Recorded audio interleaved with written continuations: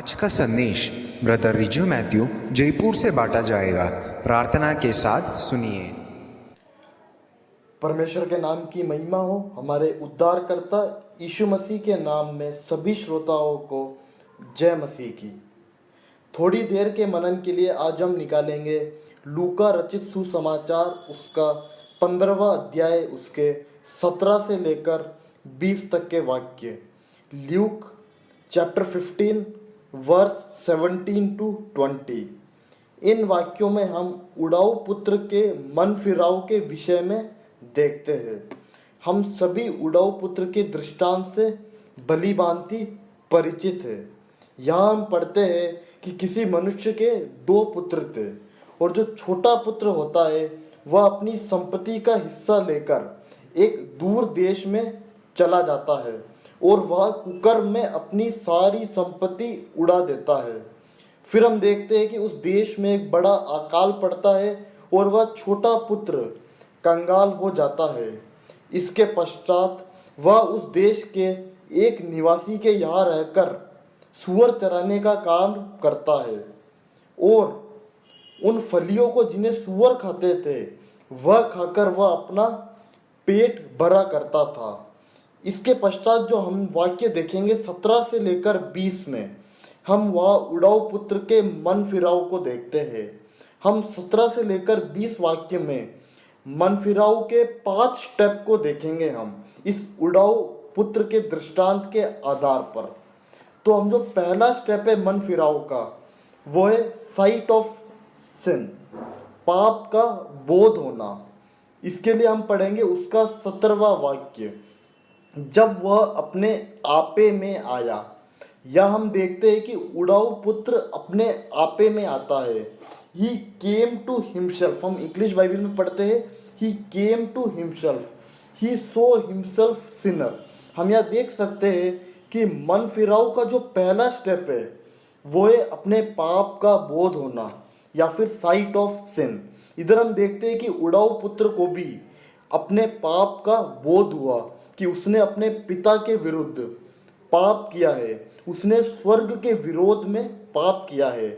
हमें भी हमारे जीवन में मन फिराव के लिए सबसे पहले हमारे पाप का बोध होना जरूरी है कि हम पापी ही है, हम में से कोई धर्मी नहीं, या हम जिस पाप के विषय में मन फिराव कर रहे हैं उस पाप का बोध होना हमारे जीवन में आवश्यक है। हम देखेंगे दूसरा स्टेप, वो है उसके 17वें वाक्य के लास्ट पद। तब कहने लगा, मेरे पिता के कितने ही मजदूरों को भोजन से अधिक रोटी मिलती है और मैं यहाँ भूखा मर रहा हूँ। यहाँ हम देखते हैं सोरो फॉर सिन, या फिर पाप के लिए शोकित होना या पाप के लिए दुखित होना। यहाँ हम देख सकते हैं कि उड़ाऊ पुत्र को पहले पाप का बोध हुआ और हम यहाँ देखते हैं कि वो पाप के लिए शोकित है और पाप के लिए दुखित है कि उसने अपने पिता के विरुद्ध और स्वर्ग के विरोध में पाप किया है। हम देखते हैं कि हमारे जीवन में पाप के बोध के बाद जो दूसरा स्टेप होता है वो है पाप के लिए दुखित होना। जिस प्रकार हम दूसरी कुरिन्थियों की पत्री उसके 7वें अध्याय के 10वें वाक्य में पढ़ते हैं, क्योंकि परमेश्वर भक्ति का शोक ऐसा पश्चाताप उत्पन्न करता है जिसका परिणाम उद्धार है और फिर उससे पछताना नहीं पड़ता, परंतु सांसारिक शोक मृत्यु उत्पन्न करता है। हमारे जीवन में हमारे पाप के विरुद्ध हमारा परमेश्वर भक्ति का शोक होना चाहिए, गॉडली सोरो, ताकि यह हमें पश्चाताप उत्पन्न करे और जिसका परिणाम क्या हो, उद्धार हो और हमें पछताना नहीं पड़े। परंतु अगर हमारे जीवन में सांसारिक शोक हो तो वह मृत्यु को उत्पन्न करता है। तो हमने जो दूसरी चीज देखी वो है सोरो फॉर सिन। अब हम तीसरी चीज देखेंगे उसका 18वां वाक्य। मैं अब उठकर अपने पिता के पास जाऊंगा और उससे कहूंगा कि पिताजी, मैंने स्वर्ग के विरोध में और मेरी तेरी दृष्टि में पाप किया है। हम यहाँ देखते हैं कन्फेशन ऑफ सिन। हमें पाप का बोध हुआ, हमें पाप के लिए दुखित हुए, फिर हमें पाप का अंगीकार करना है। जिस प्रकार इस उड़ाऊ पुत्र ने अपने पाप का अंगीकार किया कि मैंने स्वर्ग के विरोध में और तेरी दृष्टि में पाप किया है। हम जानते हैं कि अंगीकार का बहुत महत्व है। उद्धार पाने के लिए भी हमें अंगीकार करना पड़ता है। इसी प्रकार हमारा अंगीकार सच्चा होना चाहिए। हम निर्गमन की पुस्तक उसमें फिरौन के अंगीकार को देखते हैं। जब परमेश्वर उस पर विपत्ति डालता है, वह कहता है कि मैंने परमेश्वर के विरुद्ध पाप किया, पर परमेश्वर जब उस विपत्ति को हटाता है तो वह दोबारा उसी पाप में लग जाता है। तो हमारा अंगीकार एक सच्चा अंगीकार होना चाहिए। अब हम देखेंगे चौथा स्टेप मन फिराव का, वो है शेम फॉर सिन या हेट्रेड फॉर सिन, पाप से घृणा करना। हम देखते हैं कि उसका 19 वाक्य, अब इस योग्य नहीं रहा कि तेरा पुत्र कहलाऊं, मुझे अपने एक मजदूर के समान रख ले।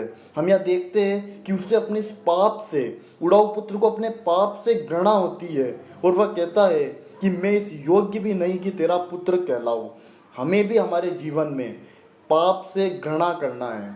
मन फिराव के लिए पहले पाप का बोध होना है, फिर पाप के लिए दुखित होना है, फिर पाप का अंगीकार करना है, फिर हमें उस पाप से घृणा करना है। क्योंकि अगर हम पाप से घृणा करते हैं तो हम परमेश्वर का आदर करते हैं, क्योंकि हमारा परमेश्वर एक पवित्र परमेश्वर है, वो पाप से घृणा करता है। इसलिए परमेश्वर ने हमें आज्ञा दी कि तुम पवित्र बनो जैसा कि मैं पवित्र हूँ। अब हम आखिरी स्टेप देखेंगे, 20 स्टेप, वह है तब वह उठकर अपने पिता के पास चला। आखिरी स्टेप है मन फिराव का, वो है टर्निंग फ्रॉम सिन, पाप से फिरना। हमें पाप का बोध होना पहला स्टेप, पाप के लिए दुखित होना दूसरा स्टेप, पाप का अंगीकार करना तीसरा स्टेप, पाप से घृणा करना चौथा स्टेप, और लास्ट स्टेप है पाप से फिरना। और कहाँ फिरना है? हम प्रेरितों के काम 26 के 20 में पढ़ते हैं, पाप से फिरकर परमेश्वर की ओर फिरना है। हमें परमेश्वर की ओर फिरना है। हमें केवल उसी पापों के लिए नहीं, हमें हमारे सारे पापों से फिरना है। हमें परमेश्वर की ओर फिरना है। और हमारा पाप से फिरना इस प्रकार होना चाहिए कि हम वापस पाप में ना लौटे। और हमारा पाप से फिरना हमारे हृदय से होना चाहिए, क्योंकि पाप के लिए मरना ही एक सच्चे मन फिराव का जीवन होता है। तो हमने इस उड़ाऊ पुत्र के मन फिराव में 5 बातों को सीखा जो मन फिराव की प्रक्रिया को बताता है। सबसे पहला साइट फॉर सिन, पाप का बोध होना, सोरो फॉर सिन, पाप के लिए शोकित होना, कन्फेशन ऑफ सिन, पाप का अंगीकार करना, हेट्रेड फॉर सिन, पाप से घृणा करना, और टर्निंग फ्रॉम सिन, पाप से फिरना। मैं एक वाक्य पढ़कर समाप्त करना चाहूंगा, 2 पीटर 3:9। परमेश्वर नहीं चाहता कि कोई नष्ट हो, वरन सबको मन फिराव का अवसर मिले। परमेश्वर ने हमें भी हमारे जीवन में ये अवसर दिया।